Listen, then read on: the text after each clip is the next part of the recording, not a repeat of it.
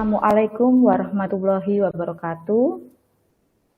Perkenankan pada kesempatan kali ini saya Siska Aprilia Hardianti selaku dosen di program studi D3 Teknik Sipil jurusan Teknik Sipil di Politeknik Negeri Banyuwangi menyampaikan pernyataan diri dosen dalam unjuk kerja Tridharma Perguruan Tinggi atau PDD UKT PT di bidang pengajaran.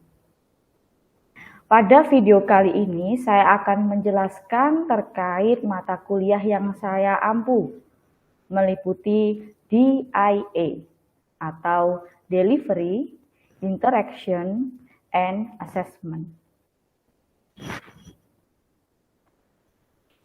Outline yang akan saya jabarkan yaitu deskripsi mata kuliah, capaian pembelajaran mata kuliah atau CPMK, sistem pembelajaran, materi pembelajaran, metode pembelajaran, dan yang terakhir adalah sistem penilaian.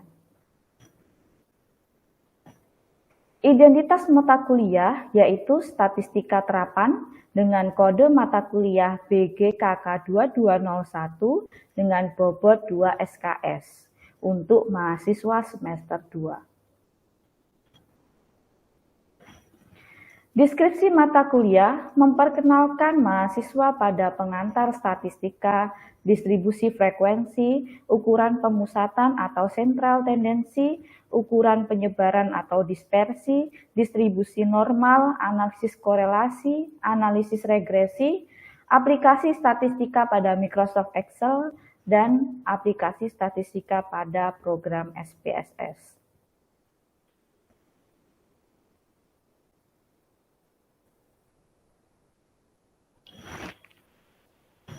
Capaian pembelajaran mata kuliah atau CPMK, di mana setelah mengikuti statistika terapan, lulusan mampu dengan teliti dan kritis untuk menghitung, mengolah, dan mengoperasikan software dengan data yang didapat dari pengamatan lapangan dan laboratorium berdasarkan kemampuan menguasai rumus-rumus statistika. Kemampuan akhir yang direncanakan, pertama, mahasiswa mampu memahami istilah dalam statistika terapan. Kedua, mahasiswa mampu memahami perhitungan dalam statistika terapan. Yang ketiga, mahasiswa mampu menentukan cara analisis data. Dan yang keempat, mahasiswa mampu menerapkan aplikasi statistika dengan menggunakan software.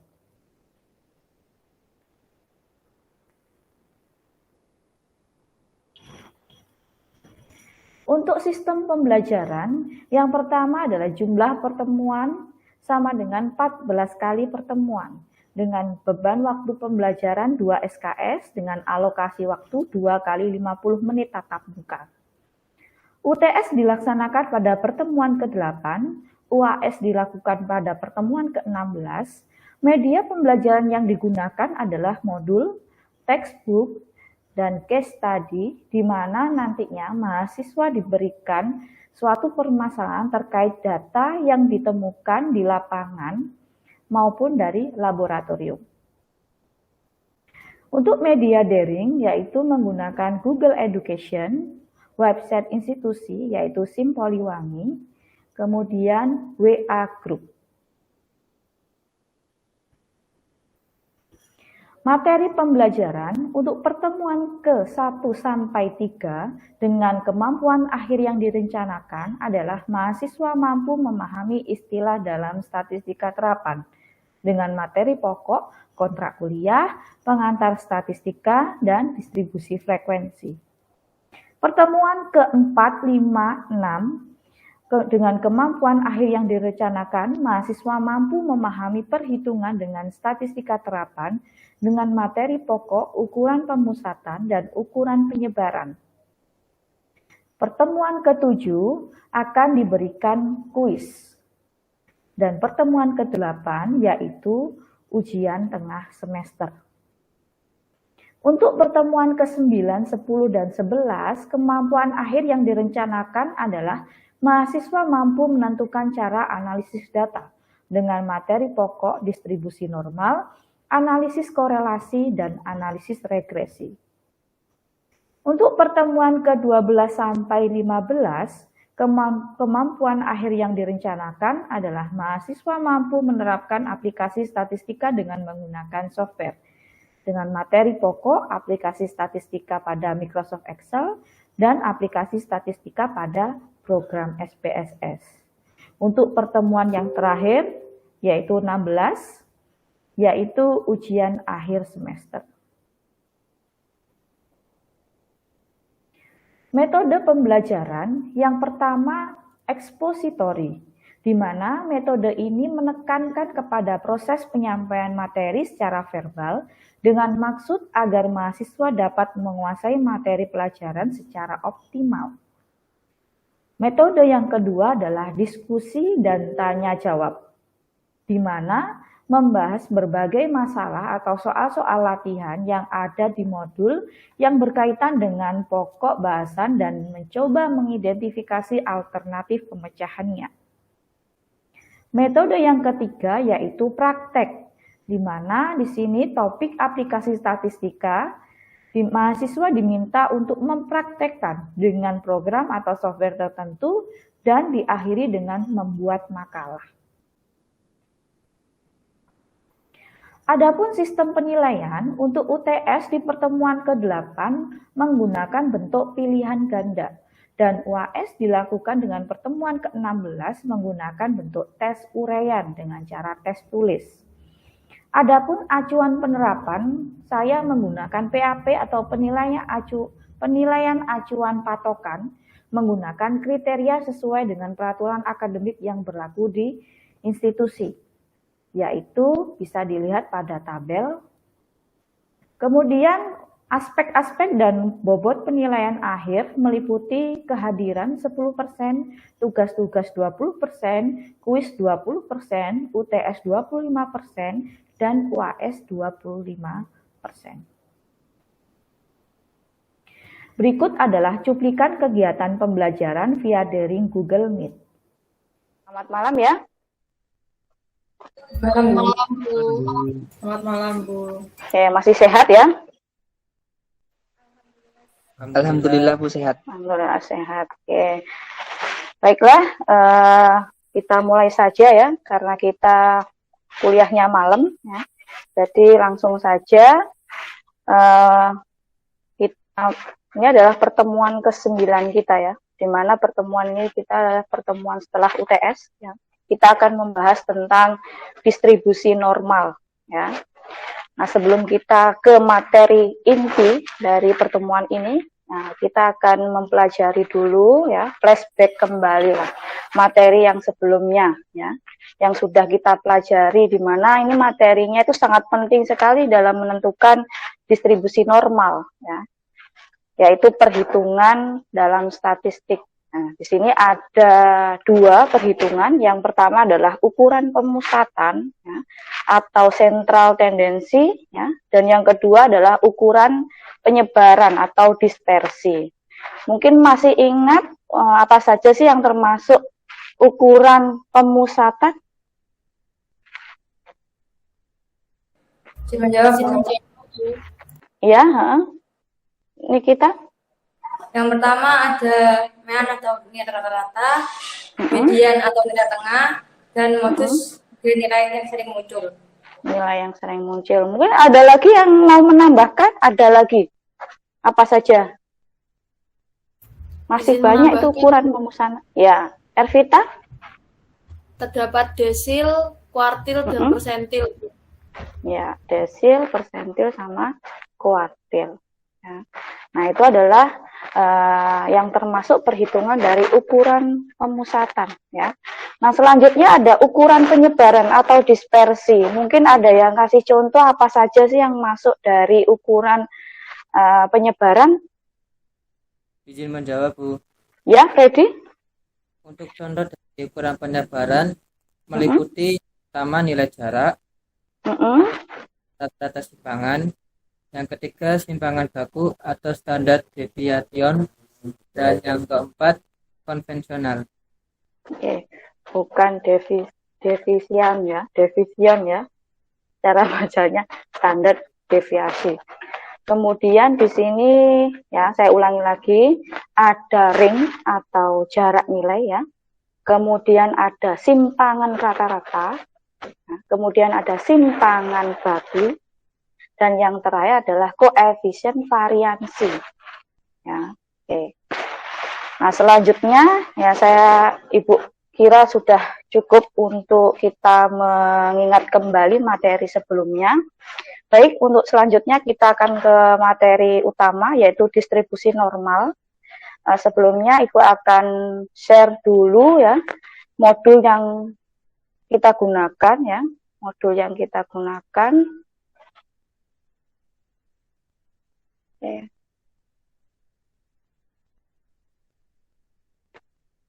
Nah, ini.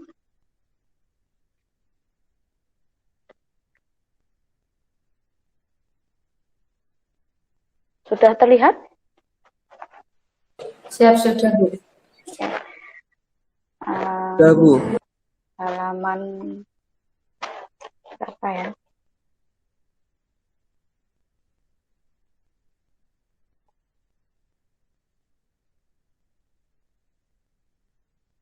Oke. Nah, ini adalah distribusi normal halaman 40 ya. Silakan dibuka modulnya. Oke, di sini untuk distribusi normal ya, di mana nanti kalian setelah mempelajari distribusi normal, mahasiswa itu bisa mampu memahami dan menghitung fungsi distribusi normal dan peluangnya. Jadi nanti ada kaitan dengan peluangnya ya. Nah, selanjutnya untuk kompetensi yang akan kalian dapatkan dari pertemuan hari ini adalah mahasiswa mampu menjelaskan pengertian distribusi normal, dan nanti akan Ibu tambahkan dengan pembacaan tabel dari distribusi normal. Oke, di sini langsung saja kita ke materi ya, yaitu distribusi normal adalah model distribusi kontinu.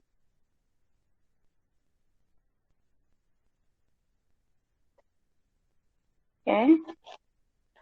Model distribusi kontinu yang paling penting dalam teori probabilitas. Jadi ada kaitan dengan teori probabilitas ya. Oke, probabilitas itu apa sih?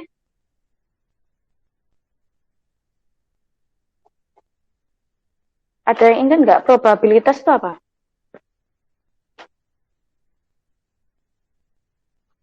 Probabilitas itu nama lain dari peluang ya. Nama lain dari peluang. Oke, lanjutnya di sini distribusi normal ini diterapkan dalam berbagai permasalahan. Ya. Adapun kurva untuk distribusi normal itu berbentuk lonceng ya, yang simetris. Ya. Dikatakan simetris berarti nanti ruas kiri dan kanannya sama. Ya, jadi nggak melengkot ke kiri atau melengkot ke kanan ya. Nah, selanjutnya yang parameter yang digunakan adalah rataan atau rata-rata ya, atau mu. Nah, selanjutnya ada standar deviasi atau tau. Nah, adapun fungsi yang kita gunakan dalam distribusi normal itu ini. Fx sama dengan 1 per tau akar 2pi ya, dikali dengan eksponensial pangkat min x min mu pangkat 2 per 2 tau kuadrat. Jadi nanti kita gunakan rumus ini ya.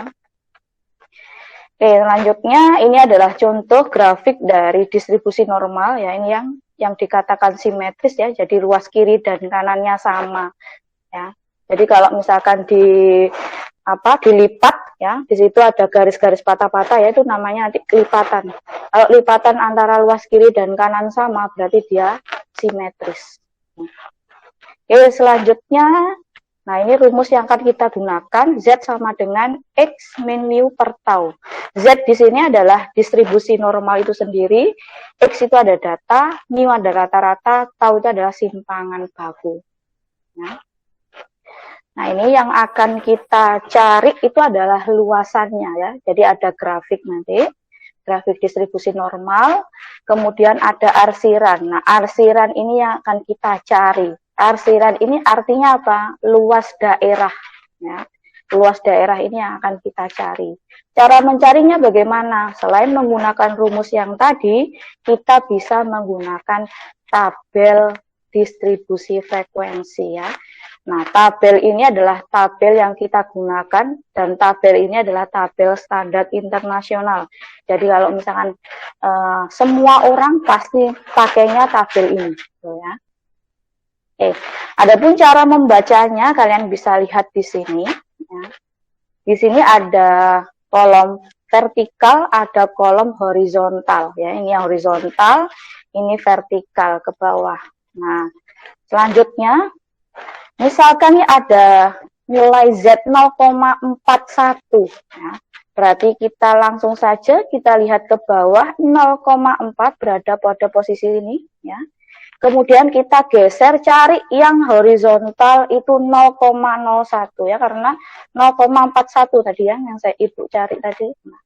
Berarti luasannya, nah ini luasannya sebesar berapa? Sebesar 0,1591. Nah, mungkin ada yang saya kasih contoh lagi ya, mungkin ada yang bisa menjawab. Dari sini misalkan nih ada nilai Z 0,55. Berapa sih luasannya? 0,5. Kemudian kita geser lagi. Hasilnya berapa? 0,208. Nah, ya. Berarti yang 0, ini ya. 0,2088. Sampai sini ada yang ditanyakan?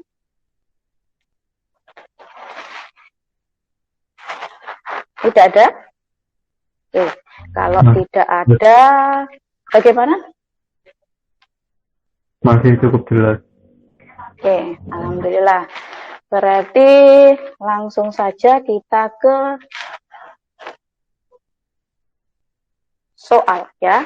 Ini latihan soal. Nah, silahkan dikerjakan. Ini adalah tugasnya. Kalian bisa kerjakan nomor 1, 2, dan 3. Ya, untuk 4 dan 5 untuk pertemuan selanjutnya. Yaitu menghitung distribusi normal. Ya, silahkan halaman 48. Ya. Oke, sudah dipahami ya untuk soalnya? Sudah, Bu. Baik. Jadi ini soal ini dikumpulkan 1 hari sebelum pertemuan selanjutnya. Ya, nanti Ibu kirimkan. Kemudian linknya ya, emailnya nanti kalian kirim lewat email, tinggal di scan saja kemudian langsung kirim ke email gitu aja. Nah selanjutnya Ibu tarik kesimpulan ya dari perkuliahan hari ini, di mana distribusi normal ini yang yang kita kenal ya, atau bisa disebut dengan distribusi Gauss ya. Parameter yang kita gunakan adalah rata-rata dan apa tadi? Rata-rata dan apa? Standar deviasi ya. Rata-rata dan standar deviasi. Kemudian ada juga tabelnya ya. Ada tabel distribusi frekuensi distribusi normal. Nah, ini adalah tabel untuk standar internasional ya.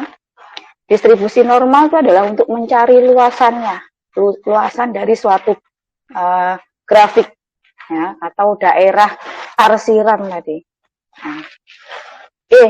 Nah, cukup dari Ibu ya untuk pertemuan hari ini. Masih semangat kan ya? Masih, Bu. Masih, Bu. Alhamdulillah. Saya beri biar penyemangat ya. Nanti kalau Ibu bilang Poliwangi, jingo, Poliwangi, jingo, Poliwangi, Poliwangi, Poliwangi, jingo, jingo, jingo, yes ya. Biar semangat ini, mumpung belum tidur ini ya. Poliwangi, Jingo. Jingo. Poliwangi, Jingo. Poliwangi, Poliwangi, Poliwangi. Jingo. Jingo. Jingo. Yes. Oke, alhamdulillah. Baik, saya kira cukup ya untuk pertemuan hari ini. Bila ada salah kata dari Ibu, mohon dimaafkan dan semoga kita dalam lindungan Allah dan sehat selalu ya. Jaga kesehatan. Kalau gitu Ibu tutup untuk saya akhiri untuk pertemuan hari ini. Wassalamualaikum warahmatullahi wabarakatuh. Selamat malam. Waalaikumsalam. Waalaikumsalam warahmatullahi wabarakatuh. Terima kasih. Ya, Bu. sama-sama. Cukup sekian pernyataan diri dosen dalam unjuk kerja Tridharma Perguruan Tinggi atau PDD UKT-PT. Mohon maaf jika ada kesalahan. Saya akhiri. Wassalamualaikum warahmatullahi wabarakatuh.